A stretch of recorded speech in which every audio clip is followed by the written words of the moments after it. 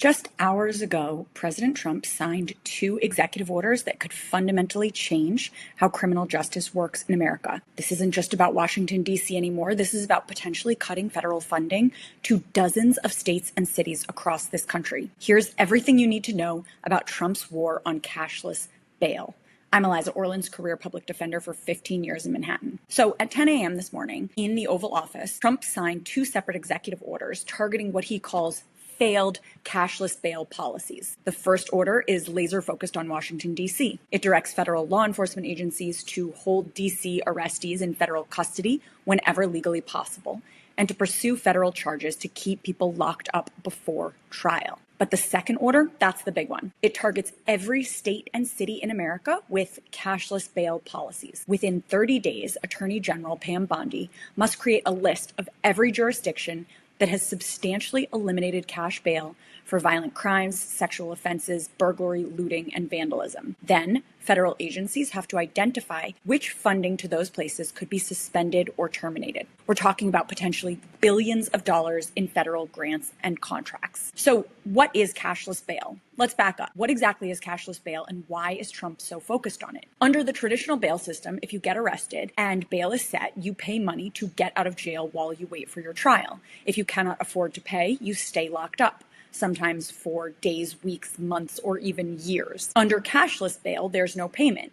Instead, a judge can look at factors like, are you a flight risk? Do you pose a danger to public safety? How serious was the crime? And based on that assessment, they decide whether to release you or keep you in jail. Washington, D.C. has actually had a cashless bail system since 1992.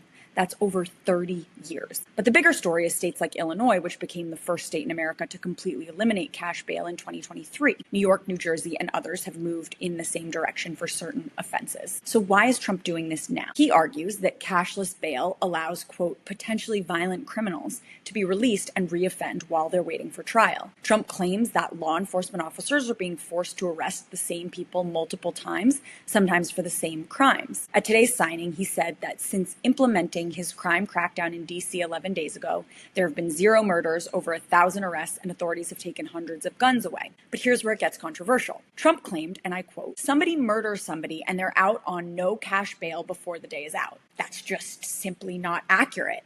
Legal experts agree. Most states with cashless bail still allow judges to hold murder suspects if they believe they pose a public safety risk or a flight risk. So here's the big question. Can Trump actually do this? Legal experts are raising serious constitutional red flags. There are folks who have said that Trump's approach oversteps constitutional boundaries. For example, the 10th Amendment, which states that powers not given to the federal government belong to the states or the people. And that includes the power to decide how to handle bail. As one legal analyst put it, there is 0% chance he can, by his own order, bring cash bail back to Illinois. It has to be initiated by the General Assembly in Springfield. But here's what Trump can do. He can use federal funding as leverage. Think of it as a carrot and stick approach. Follow federal preferences on bail policy or lose federal money. The political reaction has been swift and intense. Illinois Governor J.B. Pritzker fired back hard, saying, quote, they don't have a right. Federal and state law are separate endeavors. They don't have a right to do the things they're threatening to do. Pritzker accused Trump of trying to incite fear and said Trump's actions would destabilize safety. But Trump didn't hold back. He called Pritzker incompetent and suggested he, quote, ought to spend more time in the gym. He even took a shot at Pritzker potentially running for president in 2028, saying, I notice he lost a little weight, so maybe he has a chance. On the other side, Republican Congresswoman Elise Stefanik said she would lead legislation to outlaw cashless bail policies nationwide. Now let's talk about what the data actually shows, because this is where it gets really interesting. Trump says every place with cashless bail is a disaster, but the numbers don't show that. They tell a much more complex story.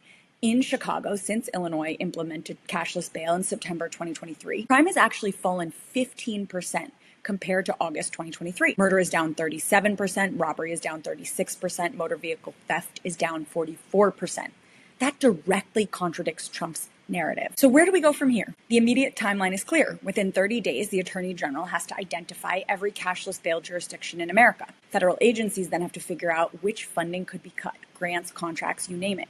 Trump has also suggested that Chicago could be his next target for federal intervention, similar to what he's doing in Washington, D.C. But here's the reality. Unlike D.C., where the federal government has unique authority, Trump can't just take over another city's police department. Legal challenges are almost certain. States and cities aren't going to give up their authority without a fight. And then there's the question of whether Congress will pass supporting legislation.